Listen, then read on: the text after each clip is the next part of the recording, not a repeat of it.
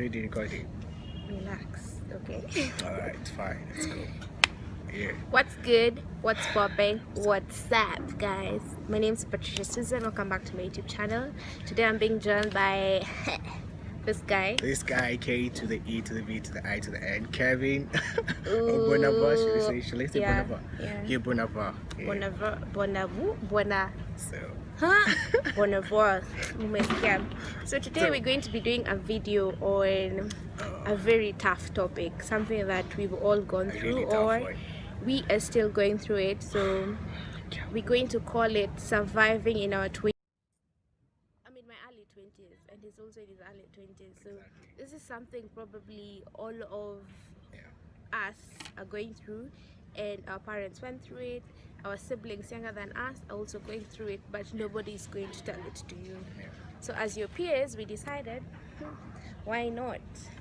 How did we come about making this video in the first place? I think just because I posted something on Instagram about self-care and Yeah. stuff, and we just realized that there's a lot going on in our 20s, and people are not talking about these things.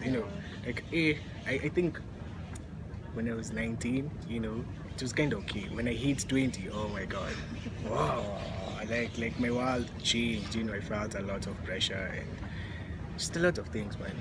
Like really a lot of things. So yeah. So I'd say this first.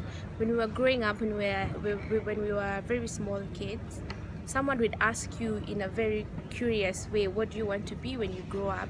You'd say, today I want to be a doctor, tomorrow you'd be I want to be a lawyer, tomorrow you'd be I want to be A, B, C, and D. A pilot. Yeah, but for now, if someone asks you, what do you want to be?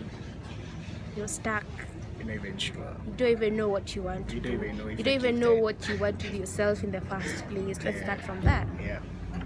So now today we are just going to speak about, let me say about 10 points that will enlighten your soul or enlighten yourself. Exactly. So stop sitting in that dark corner saying that, oh, I can't do this, oh, honey, get up, motivate yourself. Great. So let's get started. The first point is you're no longer a child. What does this mean? I'm no longer a child. Like I'm no longer pampered. Like like gone are the days where my dad will be like, oh, you wanna go somewhere, here's money. Like no. Like my mom won't go like, oh my god, Kevin, are you hurt? Or Sri, do you want me to cook you what? No. Gone are those days, honey. Like there's no being pampered. It's just life and you being left to the whole world and being told, you know what now? Explore. Experience life, and I think it's really hard. My dad is really way like Tough on you. it's really tough. It's really tough. So- Me, I'd say, sorry for cutting you short, I'd say our 20s is a quarter life crisis. You sit down, you feel stuck, you feel like you can't do so much for yourself, you feel like you're not enough. But let me tell you something, you are more than enough, okay? You might not be suitable for one person or the other, but you are enough for yourself. So get up and do what you have to do. If you have to pray, if you have to manifest good things in your life, please do it. Because nobody else will do it. And nobody wants good for yourself, good for you, than you yourself, okay? And these are things I wish I had known before I got into my 20s. Because remember when you're turning 16, you're like, oh, my sweet 16. When you're turning 18, wait, you're turning 18, you're telling your mom, oh, now I'm a big person. Your mom will do that, you're like, okay. Okay, I'll see you today that I can. So yeah, it's a quarter life crisis and we are all going through it. So don't sit there feeling talkative. We are all in it. So get up. Exactly. Okay. So our next point will be accept situations. Accept situations. What do I mean by this? What do you mean? Let me see what I mean. Accept situations. I mean maybe. Times are hard, okay? Yeah. Everyone is struggling. Accept that you are struggling. Don't sit down and think at oh, you struggling is a failure to you. No, it's not a failure. It's just a phase in life that you have to go through for you to understand different levels of pain, pressure, all that. So accept all situations as they come. If you can't accept it, then you can't overcome the situation that you are in. Am I saying the truth? Am I lying? Yeah, so exactly. accept situations. Next point, please. Well, wait, first on that point. I think acceptance is like one of the keys to you moving on in life. If you need to get out of any situation, first need to accept that, you know what, this is what's going on. And I think that's what brings you to that reality of like, wow, enyere, it's real. Enyere, it's really, really real. So you just have to like recognize, you know, what do you need to accept in your life? Like, is it a heartache? Is it a breakup? Is it what? Are you broke? You know, you need to also like accept, and yeah, I'm broke. And then, you know, once you accept, and then now you start working towards, you know, the solution to you being broke, or what else requires change. Like one of those key things that people want. You know, it can be as simple as even school, like changing schools, or maybe you leaving your home and now you're living in your hostels, or probably you have your own house. You know, it's crazy. So I think when you accept the situation, yeah. So point number 4 is my favorite number, guys. Number 4, like 1, 2. So comparison, oh my god, what, now how do I start? Comparison is a disease. Ni ugonjwa, usidanganywe. Guys, let me tell you kwanza my story personally. What? I don't know, should we go to comparison? No, so let me start, guys. I've had a really long journey on this area, because, you know, I see some people who look cool, and, you know, guys like have all these fancy things. I mean, guys go to these amazing places, and guys have all these good swaggy clothes. You know, those guys, I mean, we all have those people who we've like kind of felt like, I wish I had that life, you know. Like you see someone, you compare yourself to them, and you're like, man, I wonder how it would be. Like, I wish I had. I mean, it's even crazy enough that at some point in my life I've thought, I wish like so and so was my mom or my dad. You get, like, let's just be honest here. Like we've done that all of us. So, you know, so in my journey personally, I think knowledge is what has helped me to not to help me out of that situation where I need to compare myself to other people. Like, showing myself love and taking time to myself has really helped me a lot. Like, learning to accept my flaws, my forehead.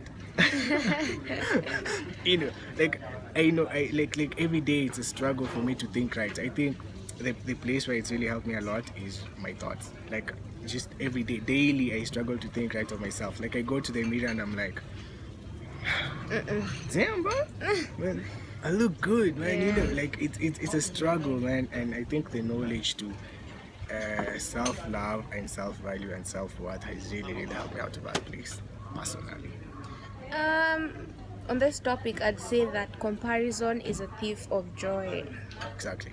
Why would I say this? Look, I've been through this before. So for me to get out of this box, there's something I had to do. I had to learn of self-love, and this I learned from a friend. At that time, she was just an acquaintance.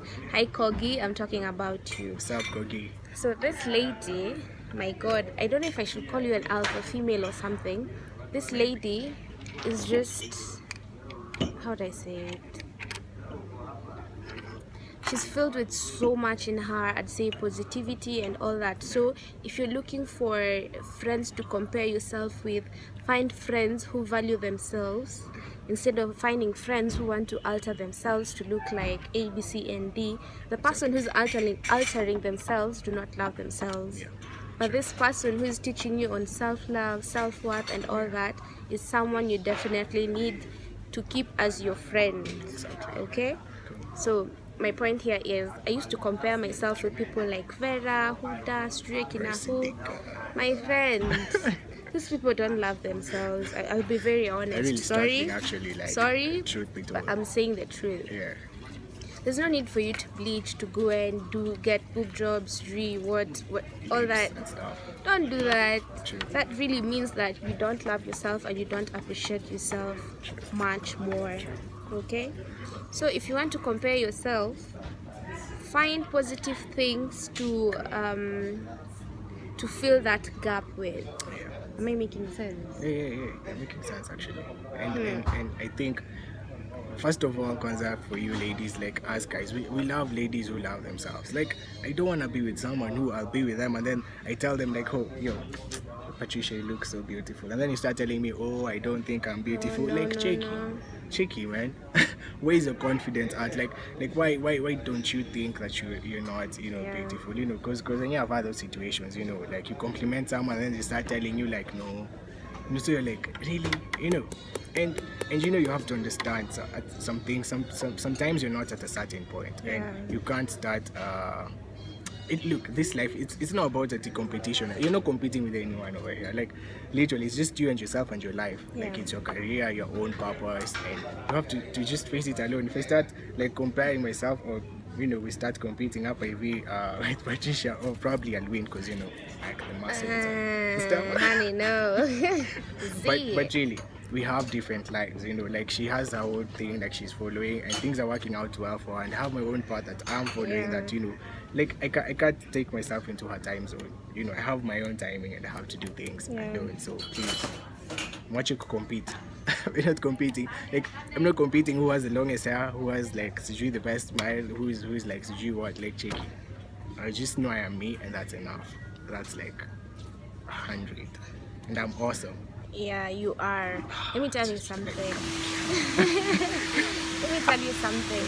For you to stop comparing yourself to other people and follow those people that make you feel like shit because you're not shit. And follow them. And swipe left, block them, everything. Like, if they don't make you feel good, if they don't make you feel like you deserve better than what you have, then they ain't shit in your life. Let them go. Pack their bags and throw them out. Love yourself, treat yourself better, and be aware of what you want. If you know what you want in life, then you won't compare yourself to people. Okay, you'll still do it, but not in that way that you literally want to be like A, B, C, and D. You want to go to every place they've gone to. You want to know and follow them and love yourself more. If you've not practiced self-love, start practicing it. I'm not fully there, I'm still learning on how to do it, but it's the best way to go. So exactly. Let's pack this comparison bag and go to the next point. Bye. Okay guys, this is like one. this one yani, I don't know, drum rolls like what? Relationships. What?